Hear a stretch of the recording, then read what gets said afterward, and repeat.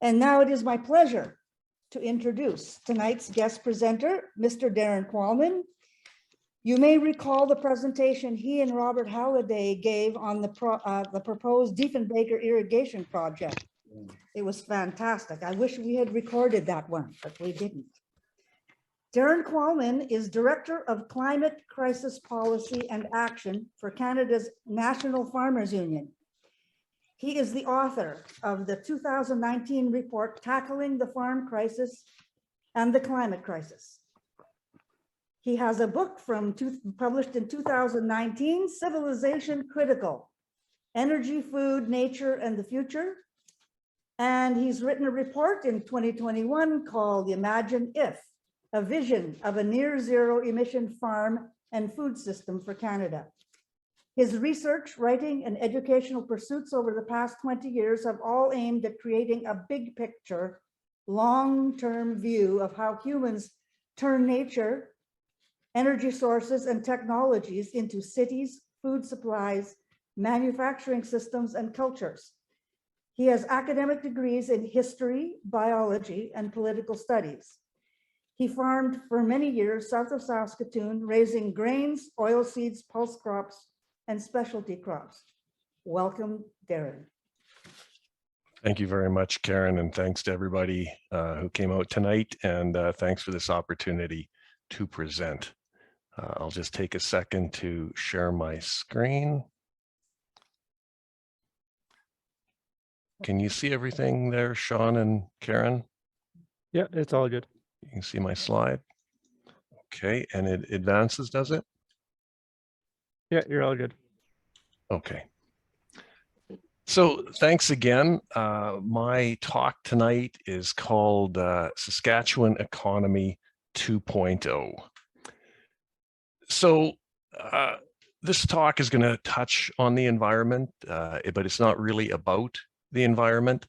What this talk is about the economic engines of Canada and Saskatchewan, specifically the question, what are 600,000 Saskatchewan workers going to do for a living? How do we create a living wage, stable, family supporting jobs that we need here in Saskatchewan moving forward? And I'm going to make the case that the trajectory we're on, the model we have, isn't going to serve us very well as we move forward into the future.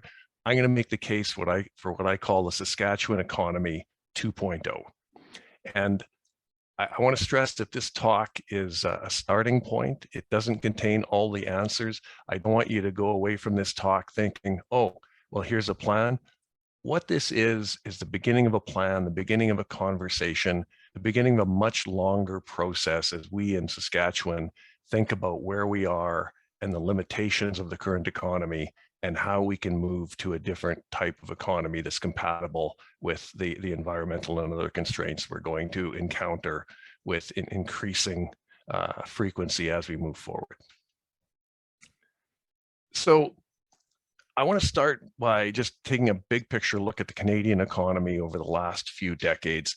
And what becomes clear when you look at the Canadian economy is that the economic engines are shutting down.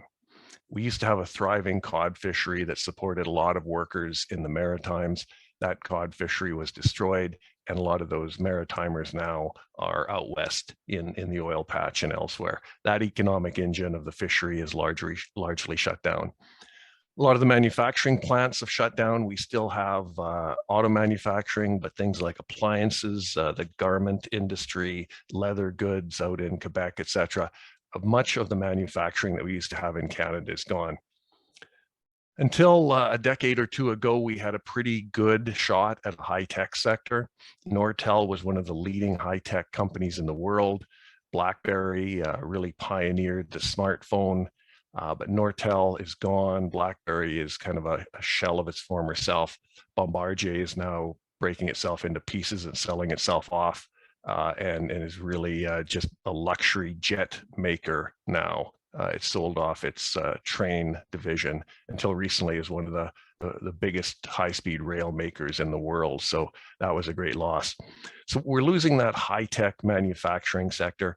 And the question is, will oil and gas be next? So I think the starting point for this talk is that even though the Canadian economy feels prosperous, employment is high, a lot of things are going right, inflation aside, that there's real risks and brittleness, and we must not take for granted what we have right now. So again, with the Canadian economy, I would suggest that we are not a healthy economy as we were coming out of the 70s and 80s. We're largely coasting on past wealth and intergenerational transfers of wealth, accumulations, spending power from the past. And at the same time, we're augmenting that by running up debt at the federal, provincial, and personal level.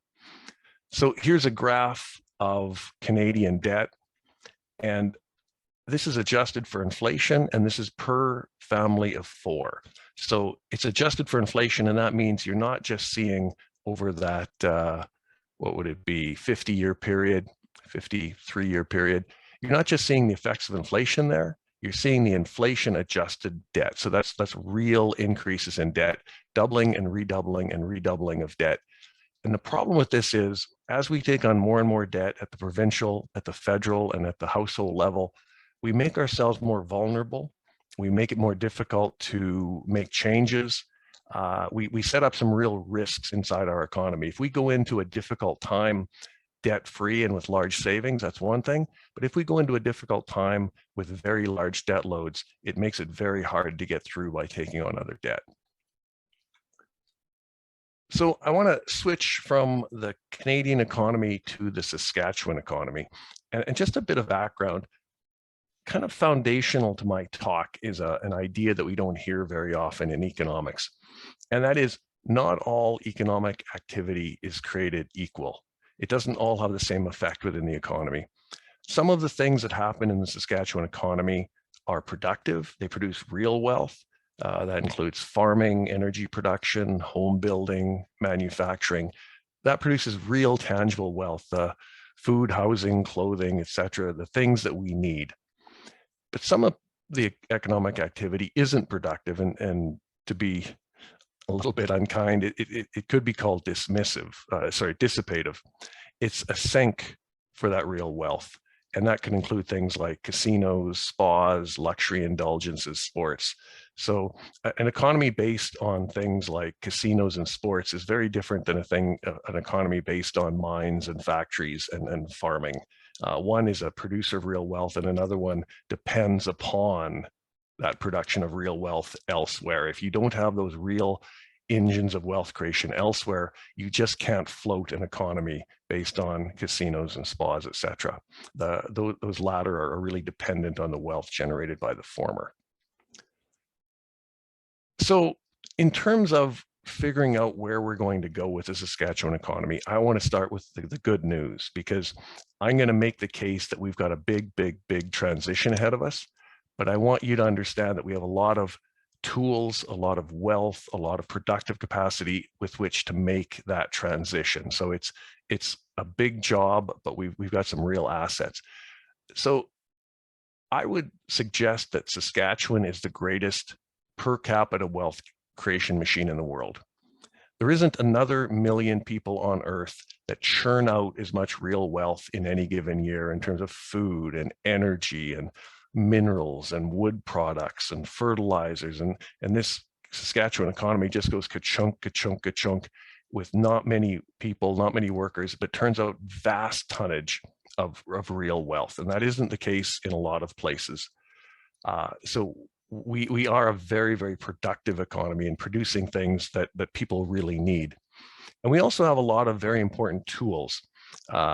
Someone that I've known for a long time had gone over to live in the UK, and she came back this past summer, and we were having a book club, and she was kind of teasing the people in this book club about just, if you have a meeting about fixing problems and fixing the economy anywhere in the world, somebody might say, oh, if only we had a publicly owned power utility, that would make it easier to solve the problem. And if only we had a publicly owned world-class telecom company. And and in Saskatchewan, we've got all those things. We've got billions of dollars in our credit unions. We own the insurance companies. We own the utilities. We own so much.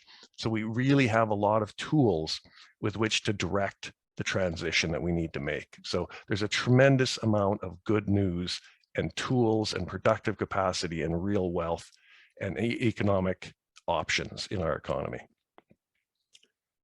But of course, there's a lot of bad news. In Saskatchewan, we are highly dependent on the fossil fuel sector for producing not just GDP, but also those well-paying, family-supporting, living wage jobs that people really depend upon. Saskatchewan's per capita emissions, greenhouse gas emissions, are amongst the highest in the world. And I'll show you a graph on that in a second. And I would say, in addition to sort of the pragmatic reasons we have for changing our economy, and by pragmatic, I mean, and I'll jump ahead for a second, the fossil fuel economy isn't going to serve us very well in the future. It's not going to continue to do in the future what it's done in the past. That's the pragmatic reason for changing our economy.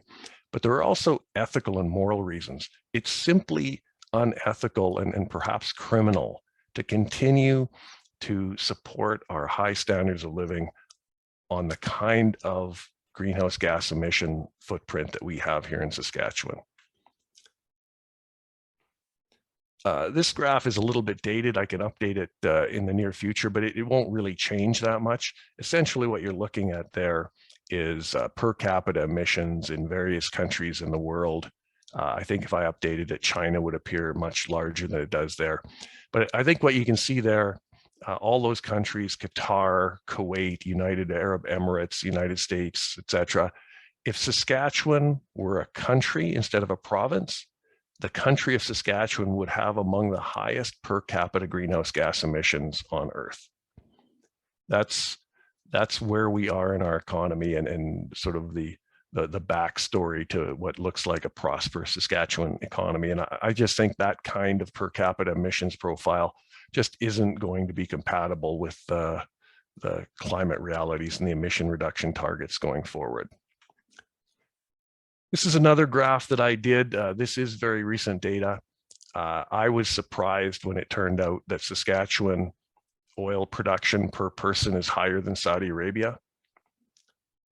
So we really are a petro economy. If Saudi Arabia is a petro economy, so is Saskatchewan. You saw the emissions footprint in the previous graph. This is barrels per year per capita. And you can see that Saskatchewan is much higher than Saudi Arabia, higher than Russia, higher than the United States, et cetera. So we're heavily dependent on fossil fuel production. So what about the near future for Saskatchewan? And I'm going to transition to the far future or the medium term, but what about the near future?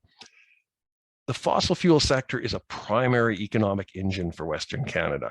I mentioned before this idea of productive sectors versus sectors that aren't as productive and that rely on those productive sectors. Saskatchewan has a lot of productive sectors: farming, mining, oil and gas production. But the oil and gas sector is really one of the main economic engines, one of the main productive sectors. And more than that, it's a significant creator of living wage jobs. You know, the potash sector is another economic engine. It produces a lot of GDP, it produces a lot of tonnage, but it doesn't produce nearly as many living wage jobs. And there doesn't seem to be a lot of upside potential in terms of the jobs it can create. And even though only a relatively small, well, a modest portion of Saskatchewan workers are directly employed in fossil fuel production, that economic engine underpins the rest of our economic activity, like the service sector, the recreation sector, et cetera. So there's a number of jobs in oil and gas production, but a whole bunch more jobs that depend upon the wealth and sort of the export revenues, et cetera. So again, what about the near future? What do we know for sure? Well, we know that increasingly the world is committing to reduce greenhouse gas emissions. I'll just recount a little bit of the history of those commitments here in Canada. 2015, many of you remember COP21 in Paris. Canada committed to reduce its greenhouse gas emissions by 30% by 2030. A couple of years ago, they upped their ambition and increased their goal, their target, their commitment to 40%, 40 to 45 actually by 2030. And that's just 8 years from now. Canada has announced that we'll have net zero emissions by 2050, and that's just 28 years from now. And that, 28 years sounds like a long time from now, but that's only roughly as far in the future as Y2K was in the past. And I don't know about you, but Y2K seems like it wasn't that long ago. So 28 years is not a long time to take an entire economy and move it to near zero greenhouse gas emissions. Other things, Canada has mandated that all new automobiles by 2035 will be EVs, 100%. So I think what you can see here is the writing is on the wall. Canada is going to use less energy. It's going to create fewer emissions. And what's true on the Canadian level is also true internationally, and possibly even more so. Every nation is committing to reduce emissions. In the Paris Agreement, there was a global commitment to net zero. And that means fossil fuel demand is going to begin to fall. And when fossil fuel demand begins to fall, what economics tells us, and I think in this case we can believe the economists, when demand starts to fall and prices start to fall, it will be the highest cost producers that will be forced out first. If the price of oil goes down, it's not Saudi Arabia that's going to stop production. Saudi wells are very low cost production wells. That oil comes out of the ground fairly easily at low cost, but the highest cost producers are in Canada, including the tar sands. And when people around the world start demanding less oil, it will be the high cost producers like the tar sands that are affected. But what I really want to stress here is that it really won't be Canadian policies that determine the future of Western Canadian oil and gas. It'll be demand around the world. It'll be what the European Union does in terms of emission reduction. It'll be what Japan does, etc. But all of those countries have committed to very steep reductions in emissions and fossil fuel use. And I think what this means is a very clear sign that the Western Canadian oil and gas industry is a sunset industry. So how is this going to play out? As I said, the highest cost producers will be pushed out first. The tar sands are amongst the highest cost producers. They're not simply going to shut down. They're, once they're producing, they're going to continue producing. What will stop first will be expansion. And a lot of the jobs that we think of in the oil and gas sector aren't in the actual pumping, etc. It's in the expansion, it's in the construction, it's in building expansions to the tar sands and other parts of the oil and gas infrastructure. So there's going to be fewer construction jobs in expansion. The other thing that's going to start happening is there's going to be cost cutting. There's already in the tar sands driverless trucks. Those kinds of cost cutting measures will be expanded. And if the margins on oil are small, those companies are going to do everything they can to drive down costs. And that means getting by with fewer and fewer and fewer workers. And the problem is, it's not going to be the case that all of a sudden everybody that's working in oil and gas will be disemployed. But if only a small portion, 10 or 20% of that workforce is unemployed, you end up with a labor surplus. And that labor surplus means that when employers are looking for new hires, they don't need to bid up the starting wage to 80 or 100 or 120 or 140,000. That pool of surplus workers starts to put downward pressure on everyone's wages. So maybe only 10 or 20% of people are pushed out of employment in the oil and gas sector, but that affects everyone's wages in that sector. And those stable living wage jobs start to become more tenuous. So what's the plan? Before I get to what the plan might be, I just want to talk about a few of the constraints that we have in terms of getting to where we need to go on this. One of the problems we have in Canada, and this goes back to the free trade debates, several people told us that if we go into a free trade, a so-called free trade era, globalization, liberalization of trade agreements, that we're going to get a race to the bottom, a lot of offshoring. And that's exactly what's happened. And it's very, very visible here in Saskatchewan. And it's created what I call the H3 economy. And H3 stands for has to happen here. So everything that doesn't absolutely have to happen in Saskatchewan got moved away. And we're left with the things that have to happen here, like home building, home renovation, agriculture, mining, and other resource extraction, oil and gas, forestry, the service sector, et cetera. And everything else has been moved away. And that's a function of the way trade agreements and globalization and offshoring is working. And that is something we're really going to have to deal with, because as long as we are stuck in that H3 constraint, a lot of our future economic options are really foreclosed. So what's the plan? We've got an H3 economy because of the trade agreements. We've got a sunsetting fossil fuel sector. We've got economic engines that are soon going to sputter. Some of the remaining economic engines like mining and agriculture provide a lot of output, a lot of revenue, a lot of GDP, but they aren't going to be able to replace the jobs. They're not going to create a lot of new jobs to replace those that we're losing in the oil and gas sector. And on top of that, the trade agreements are closing off our options. So these are all things that we're going to have to deal with. And this is kind of the bullet point bad news version of where we are right now. So what's the plan? Well, there's a lot of bad plans right now. Alberta, Saskatchewan are casting about, coming out with a lot of fairly boneheaded ideas about how to, what comes after the oil and gas sector. Jason Kenney had a number of them. But I'm going to put up about 5 or 6 of them just to point out that everybody understands that this is a problem, and everyone's casting around trying to figure out what comes next. And there are better and worse versions of what comes next. And I'll show you some of the versions that I think aren't very good. So you've got Jason Kenney thinking that Alberta is going to become one of the plastic capitals of the world. If you can't sell oil and gas, you turn the oil and gas into plastic. Well, currently we're producing about 500 million tons of plastic worldwide every year and recycling about 9%. So 450 million tons is ending up in the oceans and in landfills and in microplastic particles through the environment. So I would put this on the don't list. But anyway, this is the kind of thing that we've got coming out of Alberta. Here's another one. Saskatchewan government wants to go all in on helium. That one might be a little better. I guess the world needs helium, but I would suspect that we won't create thousands of jobs in the helium sector.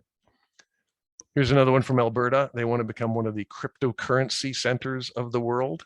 There's a long critique of cryptocurrency we could get into, but again, I don't see any reason why Alberta has a comparative advantage on cryptocurrency. I think by definition, cryptocurrency is very dispersed and could land anywhere. Alberta has no real advantage there. Saskatchewan, we want to be a hydrogen production hub. Again, there's an entire presentation one could do on hydrogen, but one should probably be fairly skeptical around that. It isn't really an energy source or a fuel. At best, it's an energy carrier like a battery. If you have some energy, you can turn it into hydrogen and then turn the hydrogen back into energy, but it really isn't a replacement for an energy system. And it's been touted for a very, very long time, and it's yet to really develop. And Karen mentioned that Bob Halliday and I did a presentation here some weeks ago on the proposed $4 billion irrigation project for Saskatchewan. And that one, again, is probably one we shouldn't pursue. Just for those of you who didn't see that presentation, $4 billion is about $4,000 per Saskatchewan resident, or about $16,000 per family of 4. And if there's $16,000 per family of 4 to be spent, there are so many things we could do with that money rather than build a lot of canals and ditches that would really serve the irrigation needs of maybe 500 farmers. So what do we do? How do we move away from an economy that is among the highest emitting economies in the world? What do 3 or 4 million Western Canadian workers do for a living? And, how do we create the jobs we need? Because the challenge isn't production tonnage. It's not production revenue. It really is jobs. a lot of the extractive sectors in Saskatchewan are going to continue to turn out a lot of valuable resources. We might have gold mines or diamond mines in northern Saskatchewan in larger numbers in the future, lots of that, but we're not sure that that's going to create the jobs we need. So again, Canada, lots of advantages: food, minerals, water, skilled workers, but the trade agreements are a big problem. So in everything I'm about to say, I think it's just implicit that we're going to have to dramatically change the trade rules. We're going to have to take parts of the North American trade agreements, the global trade agreements, the WTO agreements, and just kind of run a pen through them and take the fallout that might cause. And I'll explain in a little while why I think that's necessary.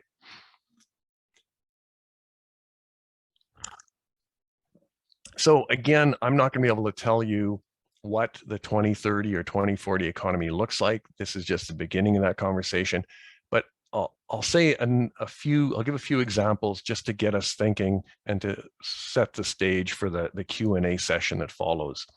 Some examples of what we can do moving forward to build the economy we need that has the jobs we need. I think we need to be bold. I think we need to just cite solar panel and wind turbine factories in Western Canada. We need to install a completely new energy system.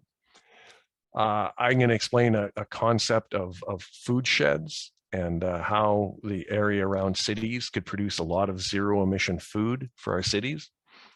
There's a huge number of energy efficiency building retrofits that we need to do. There's 200 to 300,000, must be more than that, homes, 400,000 homes in dwellings in Saskatchewan.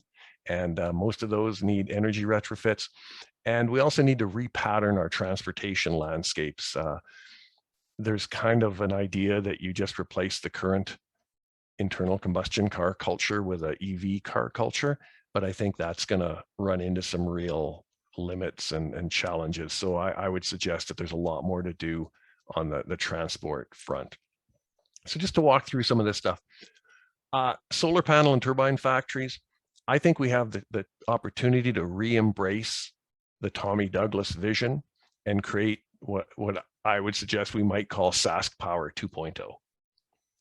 And Sask Power 2.0 could start producing the solar panels, the wind turbines that we need. These would create family supporting, stable, unionized manufacturing jobs. We can put these factories in the places that right now are heavily dependent on oil and gas.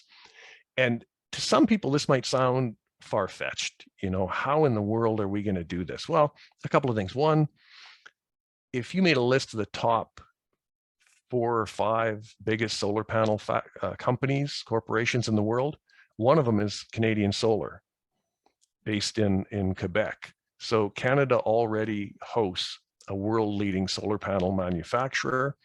A lot of its head office work is done here in Canada, but all of its manufacturing is currently done overseas. There's no reason in the world that has to be the case. And here's the crux of this. If we don't do this, if we don't take the pages of the trade agreements that say thou cannot have factories unless you compete head on with some of the lowest wage workers on earth, if we don't take the pages of the trade agreements that say that and just rip them out, what we do is we move from a current moment where Canada is completely self-sufficient in energy to a future where we're 100% dependent upon factories on the other side of the world to produce the core energy generating units of our economy, the solar panels and the wind turbines. And when we think about the supply chain problems we have now, the microchip problems, the fact that we can't get cars and trucks because factories on the other side of the world had COVID production problems, it just isn't on for the next 100 years for us to be on the other side of the world from where our solar panels and wind turbines are made. They can be made in the communities right now that are heavily dependent on oil and gas. That can be the core of a just transition.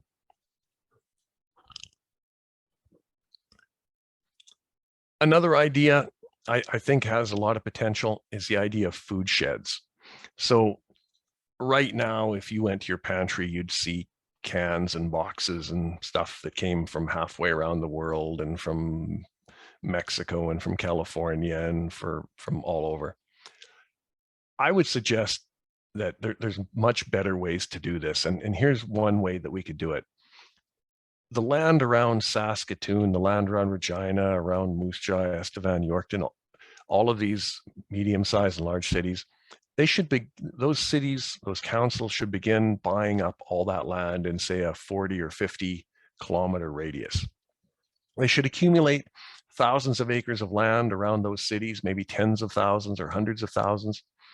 And they should then start offering up that land to people who wanted to farm it in low input ways, organically, agroecologically, in regenerative ways, who wanted to do it with low input, low emission, maybe offer it up to young farmers, new Canadians, church groups, anyone that wants to make the effort to produce food for your city in lower emission, more sustainable ways. Some of those farms might get by without tractors at all. They might be able to use gardening tools. Some of them might adopt draft animal power. Some of them will buy some of the initial electric tractors, zero emission tractors that'll come onto the market soon, small and medium-sized zero emission tractors. They might get away without using any fertilizer. So on a lot of those production units, there wouldn't be any greenhouse gas emissions from the production of that food. The city could have electric trucks that are charged from zero emission electricity, and those trucks could make their way through that countryside on a sort of regular, rational route and pick up that food, bring it back to locations in neighborhoods in the city where people can access without using their cars, where they can walk and bike and take transit to get that food. And it won't replace all the food in the city for sure. The supermarkets will still be there, but there will be a very important and symbolic and growing supply of near zero emission food for your city. The other thing that would need to be done would be, we'd have to create a lot of medium-sized processing plants.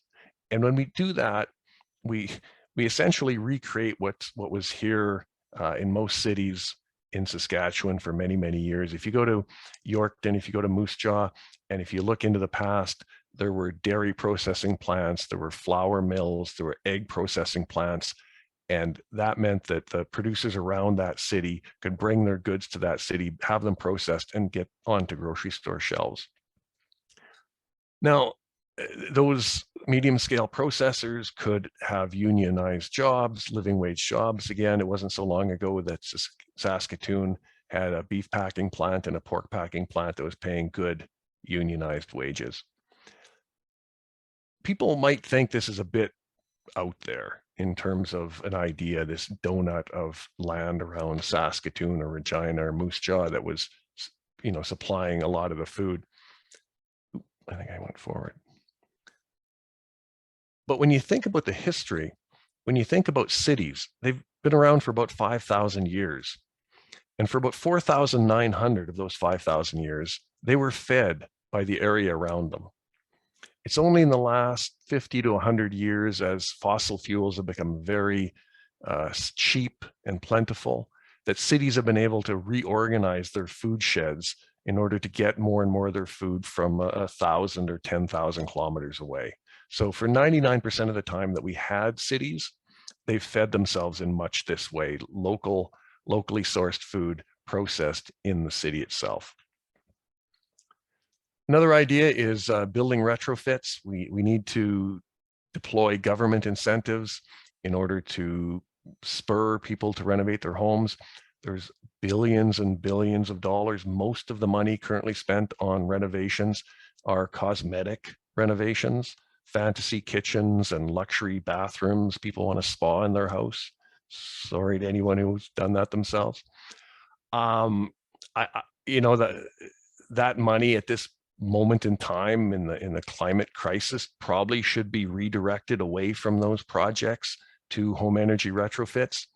And we could change the mandate of Sask Energy. Instead of trying to maximize natural gas supply and sales, turn them into a heat solutions provider, get Sask Energy to work with homeowners to, supply some natural gas where needed, but moreover to supply the expertise and the renovation solutions that means that those homeowners don't need nearly as much natural gas. Some of you might know that around the world, there's a very advanced engineering around low energy homes. Passive house is one, net zero is another, but not everyone realizes that a lot of that work built upon the Saskatchewan Conservation House back in 1977. If you go to Germany and read about the history of the passive house engineering standards, etc., a lot of those histories will mention this amazing house that was built in Saskatchewan back in the 1970s. So we were a leader at one time. We're now a world laggard. We are one of the coldest places where people live in large numbers, yet we have some of the lousiest housing in the world in terms of energy efficiency.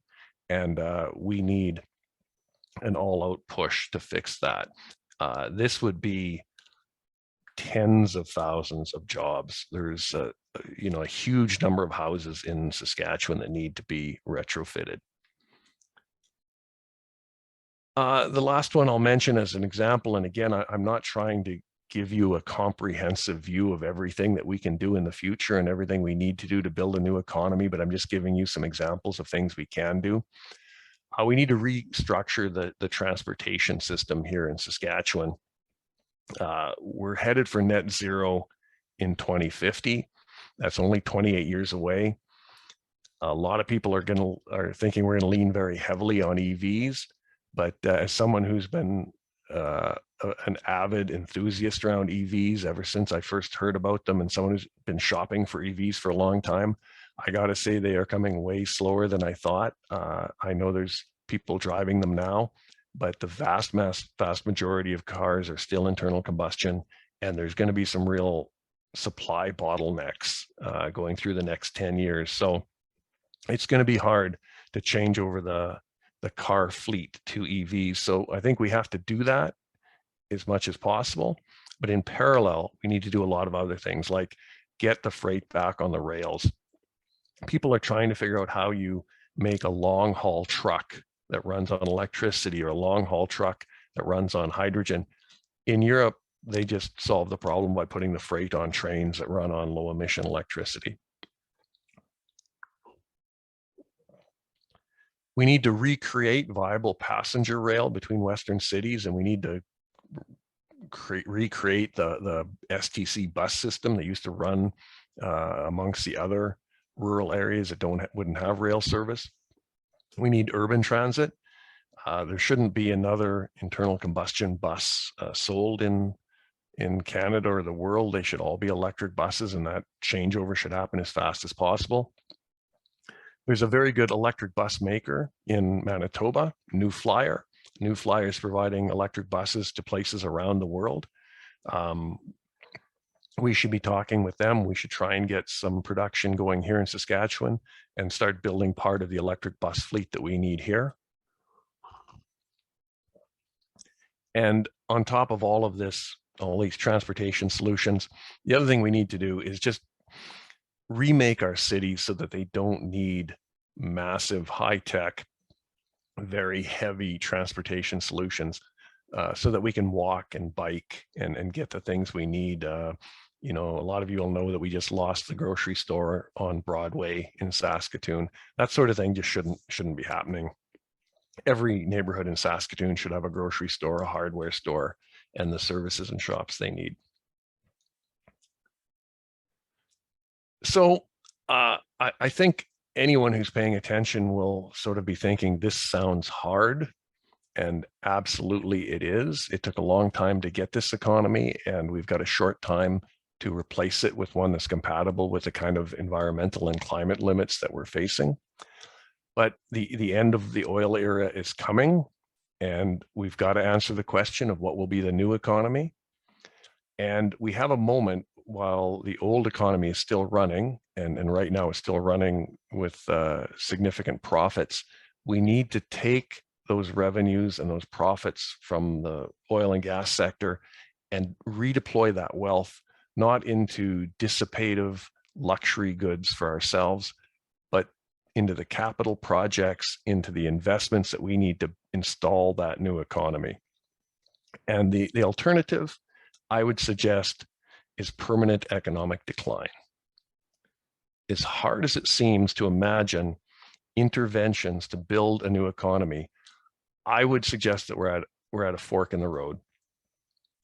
The road we're on now is coming to an end, and we can go one direction, and that's the new economy that we need to get together and make, or we can take the other path, and that could lead to permanent economic decline. And once the province goes into that kind of decline and those jobs aren't there, and there's a lot of structural unemployment because those economic engines have sputtered and the parts of the economy that are left aren't producing enough jobs. Once we get there, it'll be very, very hard to get out.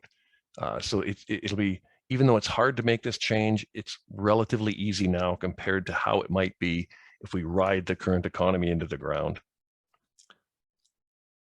So I just want to make this a little harder for us, and then I'll wrap up with some positive words here. In terms of making this a little bit harder, we need to do all of this, install this new economy, while Canada and every nation in the world is installing a wholly new energy system. We need to do all this while we are transitioning to much lower energy use. There's this idea that we're just going to swap out fossil fuels and swap in renewables, and we'll have just as much energy as we did before. That's probably not going to be the case. It's very, very hard to produce enough renewable energy generation capacity to replace the current global energy system, and to do that in a couple decades. Instead, what's likely is we're probably going to be well rewarded if we figure out ways to use a lot less energy. And although that sounds daunting, that's what I just described. Walkable neighborhoods, transit, that means less energy. Retrofitted homes, that means less energy. So we need to find ways to use less energy, and we need to be ready to adapt to the fact that we're going to have less energy. This next one's maybe the hardest one. We're probably going to have to end economic growth. I'm not going to say it's a prerequisite to doing the other things I said. I don't want to make it any harder than it needs to be. But let's just think of the options. The global economy during the 20th century grew at a rate of about 3% a year. 3% a year leads to a doubling every 25 years. 4 doublings per century. What does 4 doublings mean? It means 2, 4, 8, 16. In the 20th century, the global economy got 16 times larger. If we keep those kinds of growth rates going through the 21st century, the global economy is going to get 16 times larger again. Even if we slow the rates, it might not get 16 times larger, but it'll get 8 times larger. It's already a lot larger than it was in the year 2000. It's going to be very, very, very difficult to replace the global energy system and deal with emissions and get down to net zero if at the same time we're trying to make the economy 2, 4, or 8 times bigger. So I know it's hard to imagine the end of economic growth, but I think it's hard to imagine solving our emissions and other problems without the end of economic growth. We also need to close the loops on material flows. I mentioned plastics before, how 90% of plastics are just ending up in the ocean and the soil and the landfill. So much of what we produce isn't recycled, isn't designed to be recycled. Your iPhone certainly isn't. We need to change all that. We need to build recycling in at the front end. A really good example of that right now is electric vehicle batteries. It's going to be very hard to recycle electric vehicle batteries unless we design electric vehicle batteries to be recycled. And the market isn't going to do that. The government has to say to these companies, you have to make your batteries in such a way that at the end of their life, they come back to you and you recycle them into the new batteries. Otherwise, their incentive is to make those batteries as cheap as possible and let recycling be a problem for someone else. And believe me, it is a big, big problem. Right now, just even collecting those batteries together in one place is a problem, because if you put thousands of EV batteries in one place, you have a very, very big fire risk. Not to take anything away from EVs, they're a huge part of the solution. I hope to have one myself soon, but there are better and worse ways to do the EV revolution. We need to navigate the post-growth equality demands. Right now, we paper over a lot of the equality problems by, a rising tide raises all ships. And if people at the bottom end of the system just wait long enough, growth will make them rich too. That isn't really a credible idea anymore, and it certainly won't be a credible idea after economic growth ends. And of course, we really, really need to forefront reconciliation and economic justice as we go forward. So I think I'm coming to the last slide or two. In terms of making this happen, I think what you've all intuited already is it's not going to happen automatically. Remember the challenges we have: the H3 economy, globalization, trade agreements, deindustrialization, corporate power. A lot of places are facing the same issues I've outlined. And I think we can be pretty clear. The invisible hand of the global economy, controlled by corporate entities, is not going to be conscientious about giving every economy in the world a job-sustaining, low-emission economy. If you want a job-sustaining, low-emission, sustainable economy, you need to take a hand in making it. So I guess the message here is we need to do this. And this is something we've heard in Saskatchewan before. We need to do this. And there are historic precedents for this. Until the 1980s or so, just about every nation in the world had an industrial strategy. The government just didn't sit back and, wait to see which factories set up and which ones left. Governments took a hand in making sure that key industries located, that we had a steel sector, that we had a car sector, that we had a farm machinery manufacturing sector. So we need to get back to a place where we have an industrial strategy again. And we also need to look to the past, to the times when we faced massive economic challenges and we organized ourselves collectively to make that happen. So the Canadian Transcontinental Railway is an example, the NASA and the space program. You may have heard of the Tennessee Valley Authority, where the United States government went into a very economically depressed part of the United States and really built a modern economy there, dealt with low employment, low literacy, etc. The New Deal is another example. The massive industrial mobilization in World War II. I think that World War II industrial mobilization is really an important example. If we were to do today what was done in World War II, and that is take the global manufacturing capacity, all the factories, and just put them to the task for 3 or 4 years of building the low emission infrastructure we need. Instead of building nuclear submarines, you're going to build high-speed rail trains. Instead of building, I don't know, big luxury automobiles, you're going to build smaller electric automobiles. Other factories are going to be repurposed to build wind turbines. If we just did that for 3 or 4 years, very, very rapidly, a big chunk of this problem would be behind us. We won't have solved the climate change issue, but it would just look so much different. And that's only a few years away if we did what we did in World War II, and that is, in the face of great evil and a great threat, we redeployed and repurposed global industrial capacity to solve that problem. Here in Saskatchewan, we've got other examples of us coming together to make things happen: SaskPower, SaskTel, the other crowns, and Medicare. And the other example is China. If you make a if you take a piece of paper and write down on the one side what China is doing and on the other side what the United States is doing, you have sort of a right and a wrong version of moving into the future. You know, China is a world-leading EV producer. The US is highly dependent on big trucks and cars. China's built 40,000 kilometers of high-speed rail. Places like Canada has none. The United States has virtually none. So you can see that places where the government has, you know, looked into the future and brought some wisdom to the shaping of the economy, that things are going relatively better.